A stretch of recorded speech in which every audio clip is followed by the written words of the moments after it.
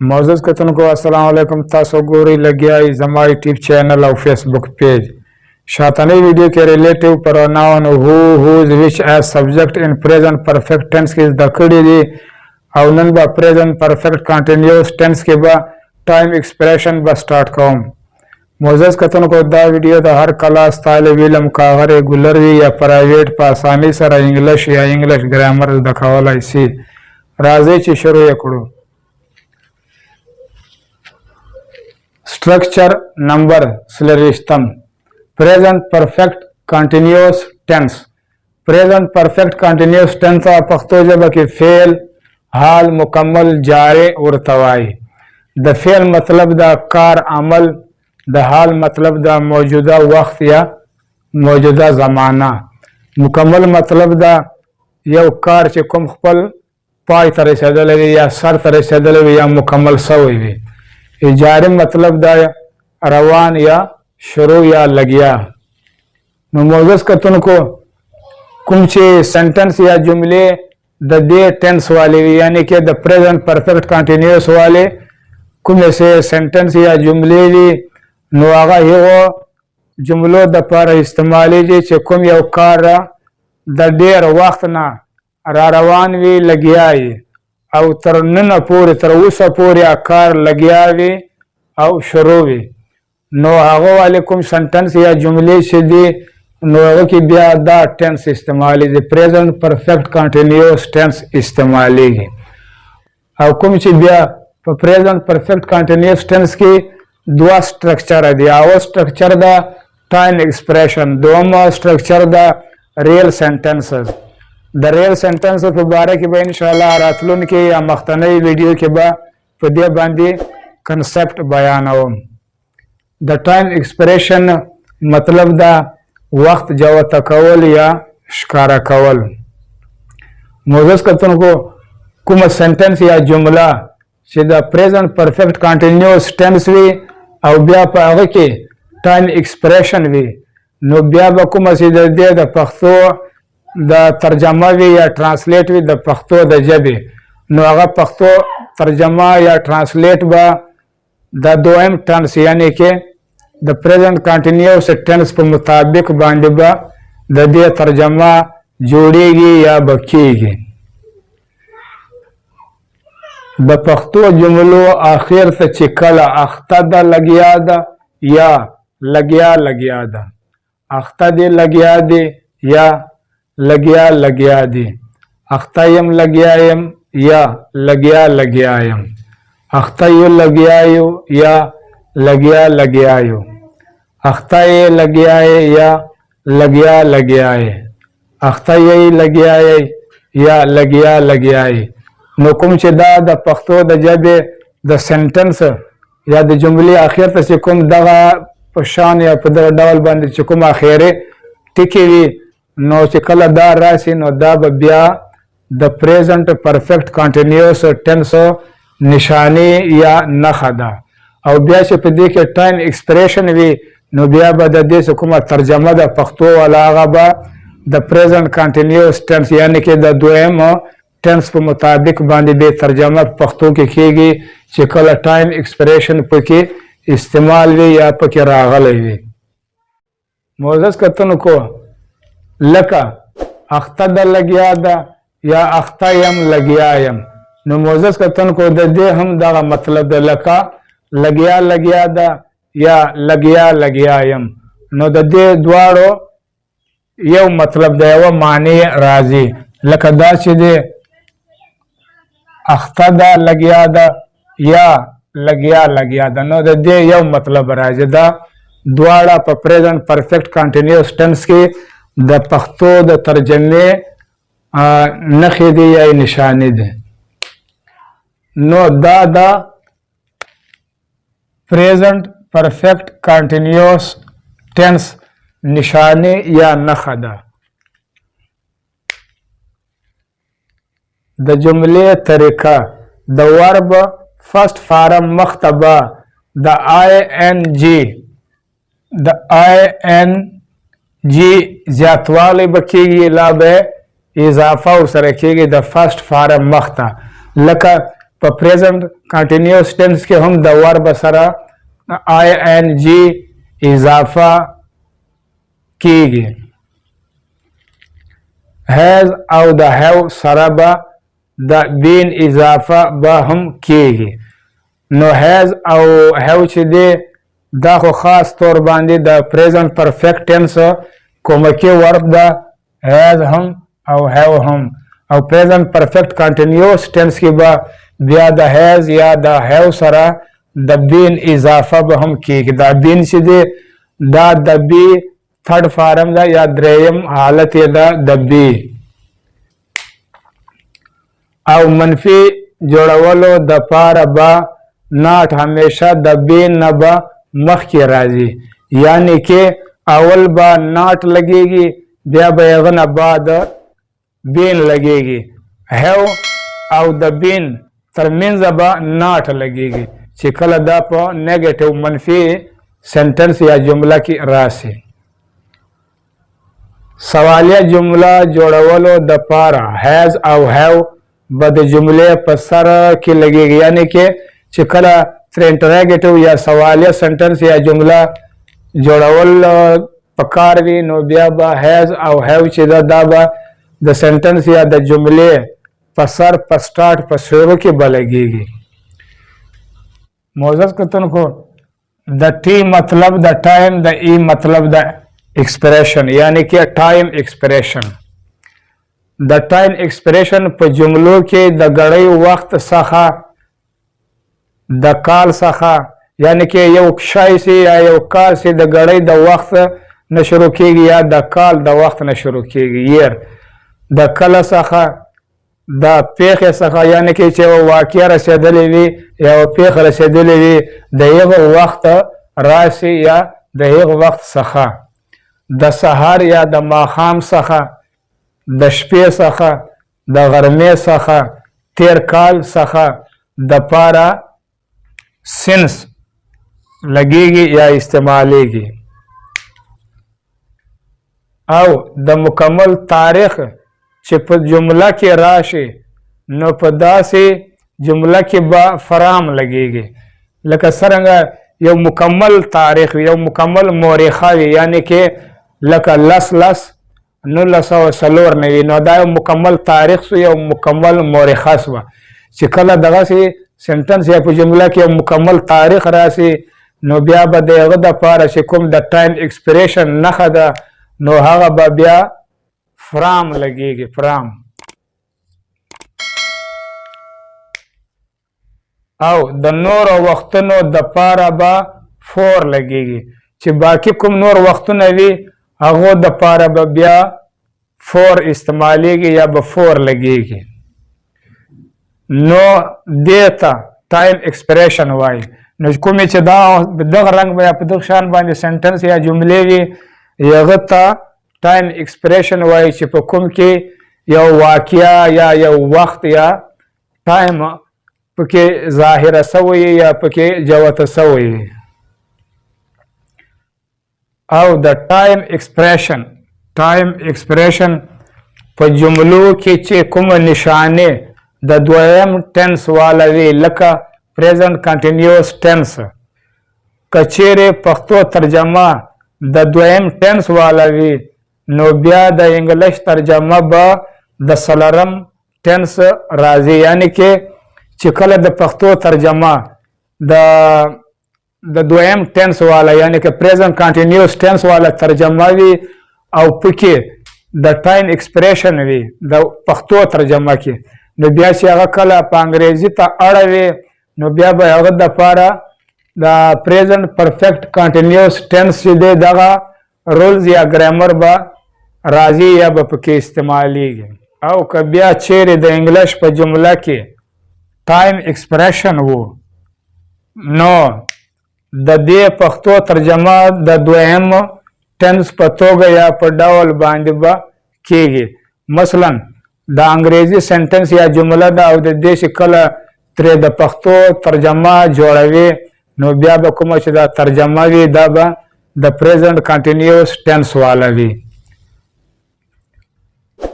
structure of sentence جمله جوړولو جوړښت یا طریقه.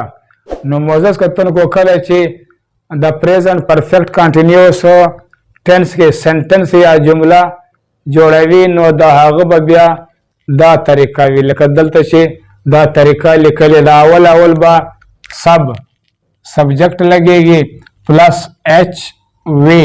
ایچ مطلب د هیلپینګ، د وی مطلب د ورب. بیا به سبجیکټ نه بعد بیا هیلپینګ ورب کومکی ورب لګېږي بیا پلس وی مطلب د ورب.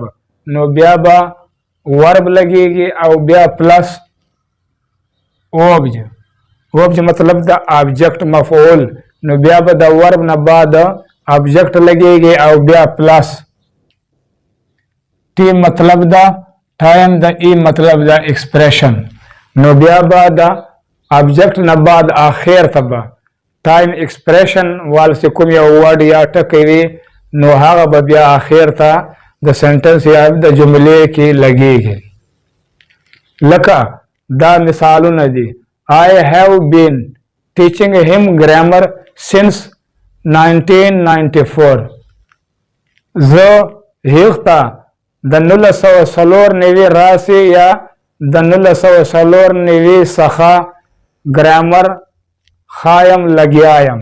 نو موزس کتونکو دلته چې کوم دا آیا دی دا سبجیکټ دا او د سنټنس یا د جملې په سٹارټ کې لګېدلی ده. دې نه بعد بیا دا هیلپینګ ورب ده. دې نه بعد چې کوم دی ورب ده او ورب سره بیا د آی ان جی اضافه هم سوې ده. او هم چې دی دغه ابجیکټ ده، ابجیکټ 1 ده، دې ته ریل ابجیکټ هم وایي. ګرامر چې دی دا هم ابجیکټ ده، دا ابجیکټ 2 ده، دې ته سیکنډ ابجیکټ هم وایي. او کوم دا سینس 1994 چې دی دا ټایم ایکسپریشن ده.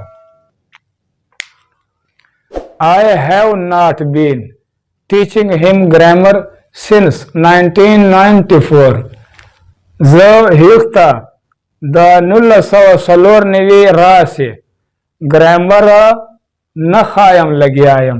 نو موزس کتونکو دلته هم آیا چې دی دا سبجیکټ دی او د سنټنس یا د جملې په سٹارټ په سر کې لګېدلی دی. دې نه بعد چې دی هیلپینګ ورب ده. دې نه بعد چې دی بیا ناٹ نیګیټیو ده، دا منفي سنټنس یا جمله ده. بیا دې نه بعد بین ده، بیا دې نه بعد ورب دی، بیا دې نه بعد کوم دا ابجیکټ د 1، بیا دې نه بعد دا ابجیکټ 2 ده او بیا اخر ته چې دی دغه ټایم ایکسپریشن ده. Have I been teaching him grammar since 1994.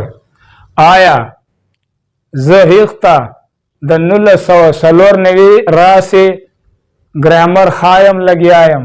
نو موزس کتونکو دلته چې کوم دا کومکی هیلپینګ ورب ده هیو دا د سنټنس یا د جملې په سٹارټ کې لګېدلی ده. دې دپاره چې دې سنټنس یا د جملې نه انټراګیټیو سوالیه سنټنس یا جمله جوړه شي.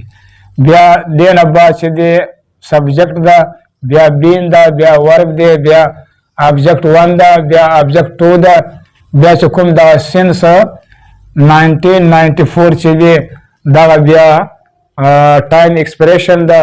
او موزس کتونکو کله چې سنټنس یا جمله انټراګیټیو سوالیه وي نو بیا به د داسې سنټنس یا د جملې اخر ته به دغه کوم چې دا کوېسچن مارک ده، دا سوالیه نشان ده، دا لګول هم ضروري ده. Have I not been teaching him grammar since 1994. آیا زه هغه ته د 1994 څخه ګرامر نه خایم لګیایم. نو موزس کتونکو دلته هم کوم چې دا هیلپینګ ورب ده، کومکی ورب ده، دا د سنټنس یا د جملې په سٹارټ کې لګېدلی ده. دې نه بعد سبجیکټ ده او دې نه بعد چې دی دا نیګیټیو منفي ده. او موزس کتونکو کوم دا سنټنس یا جمله چې دی دا هغه سنټنس یا جمله ده چې کومه په یو وخت ان ون ټایم سوالیه هم وي او منفي هم وي. بیا نیګیټیو نه بعد نه بیا بین دی، بیا دې نه بعد دی ورب ده، دې نه بعد بیا ابجیکټ 1 ده، دې نه بعد ابجیکټ 2 ده، بیا دې نه بعد چې دی دغه سینس 1994 دا بیا ټایم ایکسپریشن ده. او موزس کتونکو کله چې داسې سنټنس یا جمله وي په یو وخت باندې ان ون ټایم هغه سوالیه هم وي او منفي هم وي نو بیا به د داسې سنټنس یا د جملې اخر ته به هم دا کوېشن مارک چې دی دا لګول ضروري ده.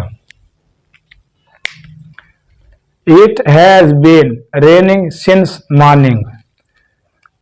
د سحر راسي یا د سحر څخه باران اوري لګیا ده. نو موجز کتونکو ایټ چې دی دا د سبجیکټ په توګه یا په ډول باندې استعمال شوی ده.